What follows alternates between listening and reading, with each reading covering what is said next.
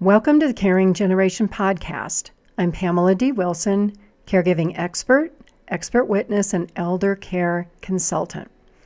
Hello to our new listeners, and thank you to the listeners who follow the show and listen to every episode.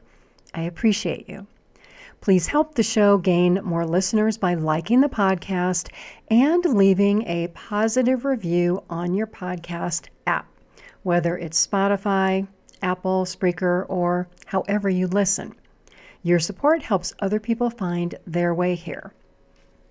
This week on episode 244, we're talking about how family caregivers can initiate conversations with parents about shared elder care responsibilities and set boundaries to avoid sacrificing important aspects of their lives: career, financial stability, health, relationships, all without feeling guilty or abandoning a parent.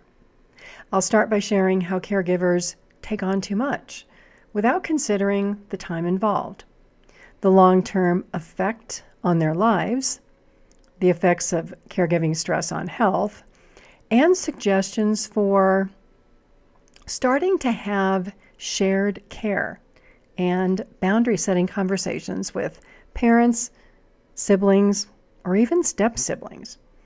I know that some of you are only children, so in your case, you may not have other family members who can assist with these conversations, but you can have them. On the topic of conversations, it's important to bring everyone in the immediate family into the conversation and to be transparent in sharing information. Because if you don't, there can be secrets or a situation where not everyone has the same information. And what happens is disagreements, resentment, unnecessary conflict that can divide your family. So here's a helpful tip. Because we are time limited with information that can be shared in a single podcast, there are additional articles, blog posts, podcast links, and videos on the podcast page for this episode with additional information. The page is up on my website about 24 hours after the show releases. To find it, go to PamelaDWilson.com, click on the Media tab in the top navigation menu, then the Caring Generation podcast, and scroll down to find this episode 244 and the other 243. So let's start by looking at how the combination of multiple health problems can lead to a person needing a caregiver. And if you are a caregiver, how the stress of being a caregiver can lead to health problems. So, physical declines. For example, what your parent can do today versus what they could do a month ago, 6 months ago, a year ago, 5 or 10 years ago. Take that and combine it with any type of physical injury and health diagnoses: high blood pressure, diabetes, breathing problems, arthritis, plus any cognitive change in health, and that could be memory loss or mental health concerns. All of these are factors that when you bring them together, they result in a person being able to do less on a daily basis, eventually kind of stacking up to a degree that this person may need family or paid caregivers. So on this topic, I want to share 3 other podcasts you can listen to that offer more information to help you become more knowledgeable, because the more information you have, the more knowledge you have, the more capable you are of advocating for yourself or aging parents or other people who need care. So here are the 3 podcasts that'll be linked on this podcast page on my website. Episode 199, How to Notice When the Health of Aging Parents is Going Downhill. Episode 200, Elderly Health Routines, 10 Benefits of Healthy Aging Habits. Episode number 11, how to notice the signs of dementia and early memory loss. Now, if you're new to this podcast and you're wondering, well, how on earth does Pamela Wilson know all about this?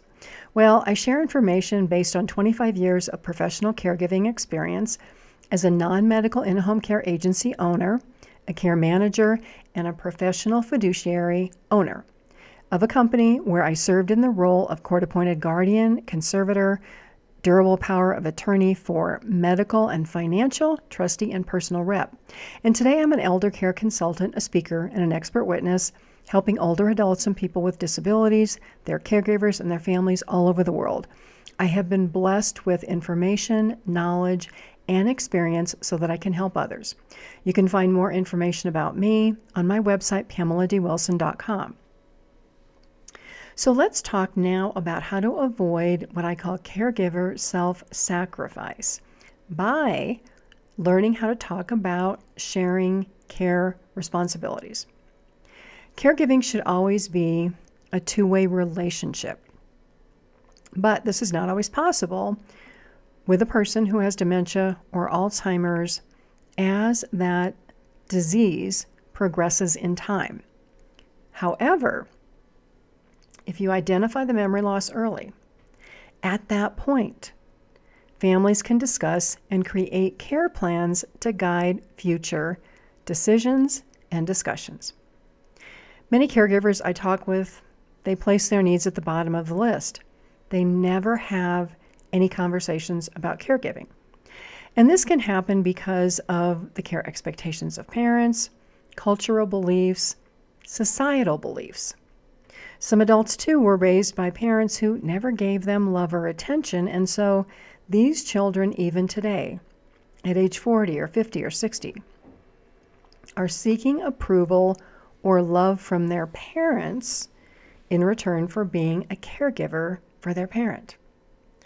And I will say the biggest mental and emotional challenge for caregivers is believing that the high care needs of parents or another person demand that the caregiver sacrifice their career, marriage, health, friendships, financial stability, and future retirement.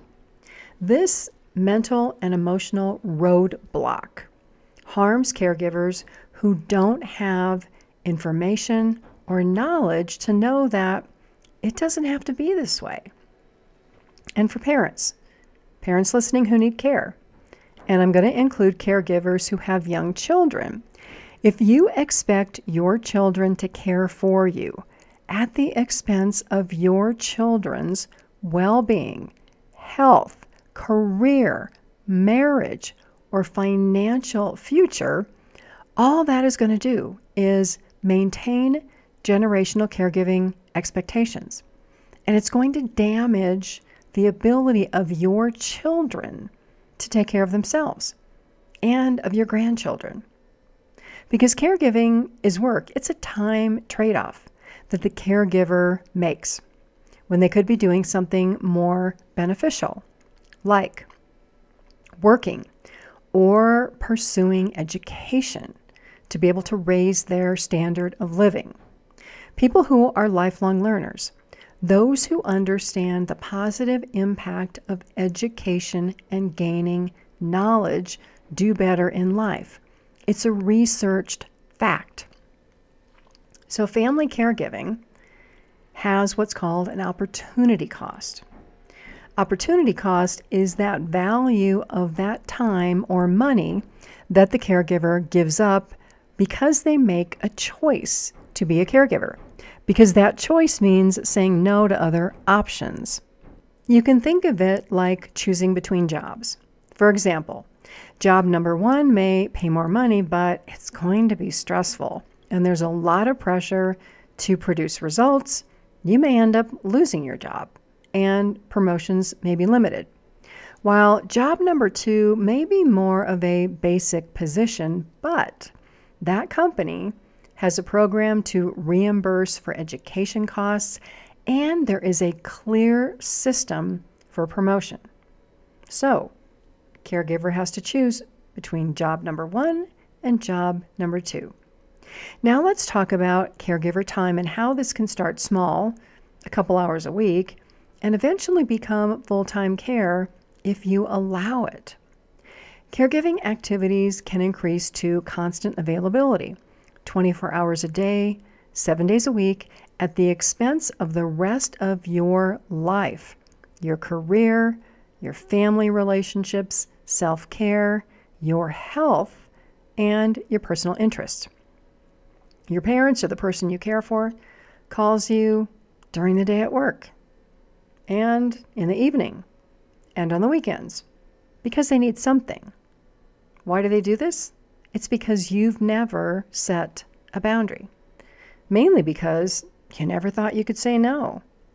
Caregiving can be like living on autopilot from one day to the next without any thought about what happens in 6 months or a year or 3 years or 5 years, because you're so focused on what will happen today instead of asking the question, what do I want my life to be like? Caregivers who keep saying yes and don't think that they can say no do this because they may not have any information or experience that tells them that they can set a boundary and that they can say no.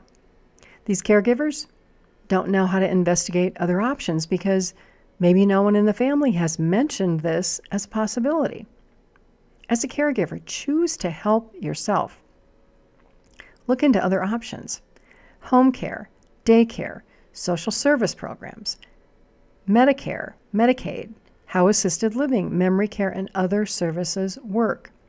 If you are a caregiver struggling with managing your time because you're giving too much time to caregiving, prioritize research and becoming educated so that you and the person you care for have more options. The time that you devote to this will benefit you and your care as you age. It will not be wasted time. Because when you don't take this step, the system, insurance companies, pharmaceuticals, healthcare, doctor's offices, hospitals, nursing homes, and government agencies, the system has more control over your life because they know the rules and regulations, and you don't. And because you don't, you can't advocate for yourself or a loved one, and you can feel controlled by the healthcare system. Here's one example. Have you or the person you cared for ever been denied a care or treatment? The reason can be something as simple as the coding person in your doctor's office entered the wrong diagnosis code or CPT code. So the insurance company, they said no. A CPT code is a 5-digit code that documents medical, surgical, or diagnostic services. Now, some insurance companies, their goal is to say no to everything. They can be very particular about CPT codes. They will deny anything if the CPT code, getting tongue-tied, is not correct. And if you don't know about this, you don't know about diagnosis codes or CPT codes, and you don't know the right questions to ask the insurance company about why a procedure was denied, you or your loved one can be denied care, and that denied care can have serious consequences if that care is time sensitive. Now let's talk about shared elder care discussions in families. These are conversations you have with parents and your brothers and sisters, early and ongoing, preferably before parents start to need care. And especially you have these conversations if you are that primary caregiver. These discussions include the idea of time trade-offs and opportunity cost. And this is an area where you, if you're the caregiver, must be brutally honest with yourself and consider setting some firm boundaries so that your life is not so detrimentally affected, so that you can accomplish the goals you have for your life. If you don't have shared elder care discussions today, you might find yourself 5 years down the road in the same position you are today. Shared elder care discussions focus on care planning and what I call the 3 legs of a care plan: health and healthcare, financial, and legal. They focus on what parents who need help can commit to do for themselves to resolve the physical declines they're facing, to set aside money for care, and to make legal plans. Let's look at an example of a parent who is physically weak or has poor balance, so the result is that mom or dad needs more and more help. Physical weakness and poor balance can be resolved by physical therapy exercises prescribed by a doctor and regular exercise. So your action step is to initiate discussions with your parents to ask what has happened or what is changed to create the request parents are making for your help. Include your parents and your siblings in this conversation. And whatever you do, focus on asking questions to create solutions rather than making mom or dad feel like they did something wrong. If you tried this before, that probably didn't work. No one likes to be told they made a mistake or that they're doing something wrong. Instead, ask questions, focus on possibilities and what can be done to make this better. For example, maybe mom or dad had surgery, so the health problem might be short-term. Even still, though, there may be treatment or physical or other type of therapy that is necessary to help mom or dad get back to their prior level of ability and taking care of themselves. On the other hand, if it's been a slow decline over a number of years, if all mom or dad do is sit around the house all day, then that's a different issue. If you're young, you may not realize that remaining physically active with age, it takes work. Physical strength and muscle mass begin declining, believe it or not, at age 30. That can lead to a range of health problems and physical disabilities.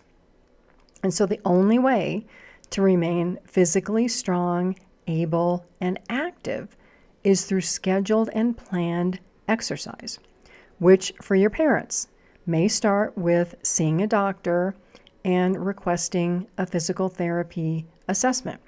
So your action step is to make a doctor appointment.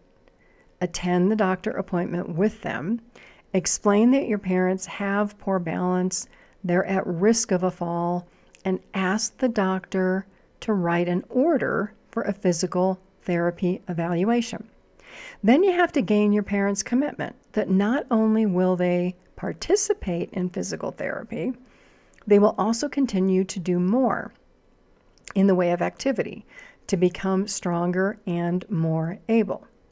Now, if your parents are not yet a fall risk, but you see them slowing down physically, have them, again, meet with their doctor, make sure it's okay, and then look at joining a gym through their Medicare Advantage plan or going to the local senior center to do exercises. Because most parents I know don't purposely want to be dependent on their children. The problem is they didn't know to plan, and now they're in a situation and they don't know what to do. This happens because of a lack of information and education. So these shared elder care discussions in families should focus on what information do we have? What information don't we have? What do we know? What questions should we be asking? What information or education do we need that can help us solve this issue or this problem? These shared elder care discussions can focus on helping your parents remain independent with activities of daily living so that they don't need more of your time because, and you can be brutally honest here, you love your parents. But the time you give up to care for them has a financial cost to you, or a health cost to you, or a relationship cost to you. Your family your parents, you and your siblings, assuming everyone is committed, can agree to learn about care planning that includes the three areas: health and healthcare, money, and legal. And it can include researching and investigating so that everybody in the family has information, so that everybody is educated.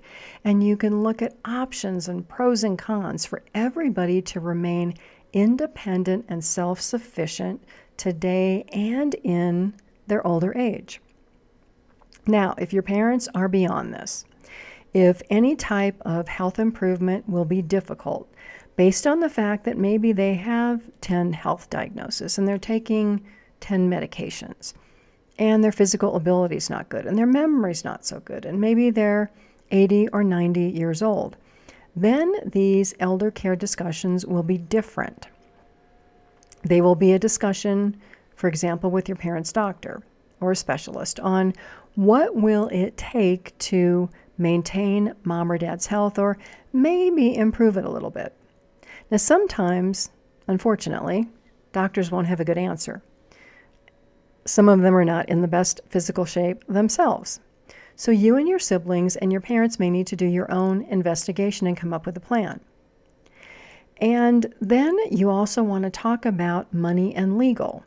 So how can we manage day-to-day needs and what needs to be done in the way of bringing in additional help or paying for care that we want to investigate so that mom or dad have a reasonable quality of life, and have mom or dad done their legal plans, appointed a power of attorney agent, done a living will and a will or a trust.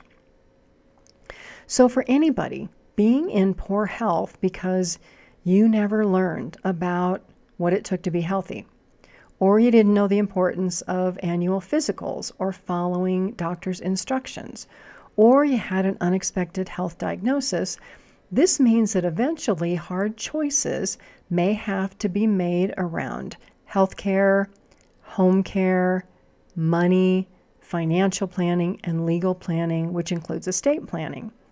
And every one of us, we all may one day have to make these hard choices. For example, do I pay for this medical test, or do I pay my electricity bill this month? Do I sell my home to move into an assisted living community or a nursing home or memory care? Do I plan for Medicaid because I'm running out of money and I have health problems and I need care? Waiting to talk about caregiving concerns and elder care issues can cause major stress in families, which is why I continually suggest that families have elder care planning discussions before a need arises. Because in my opinion, parents who do not plan should not place their children and their grandchildren in difficult positions. Families who create care dependencies on each other can live in poverty or struggle financially, generation after generation.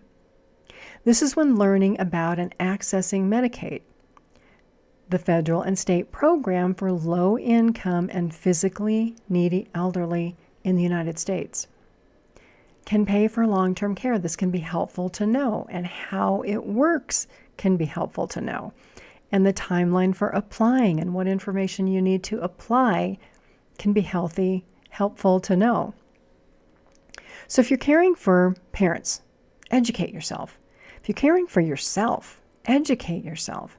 Learn the difference between Medicaid and Medicare and Medicare Advantage plans. So many caregivers in the United States ask me about being paid by Medicaid to care for elderly parents, which is permitted by some states. And while doing this can be what I call a noble act, carefully consider how it will affect your future. Will you be in a position of regret in the future where I hear caregivers telling me, "Oh, Pamela, I have no life, I have no job, I have no friends, I don't even know how to start all over again." The risk here is that adult children can rely on state or government benefits rather than taking steps to become more educated and financially self-sufficient. Because being educated and supporting yourself financially opens up so many other doors and opportunities. Remember my mention before of the control that systems can have over individuals and families who aren't educated to know how these systems work. And they're not educated to know about the pros and cons. In my opinion, government benefits that pay family caregivers to care for a family member should be a last resort because these programs limit the caregiver's potential. Being paid by Medicaid to care for parents can become what I call a crutch unless this experience can be transferred into a career in healthcare. Maybe as a caregiver, you want to become a nurse or a doctor, or you want to manage a non-medical in-home care agency, or be an administrator or a supervisor in a care community, or some other health-related position. If you can use it as a springboard to a longer-term career, then it may have value. Don't allow the control of government programs to limit your abilities, your capabilities, your possibilities, and your future. Because while you may think that these programs are well-intentioned, and they can be, they limit your possibilities. And for many people, they create a mindset of scarcity rather than opportunity. I talk to many people who are on disability, and they tell me, well, I can't go out and get a job because I'm going to lose my disability payment.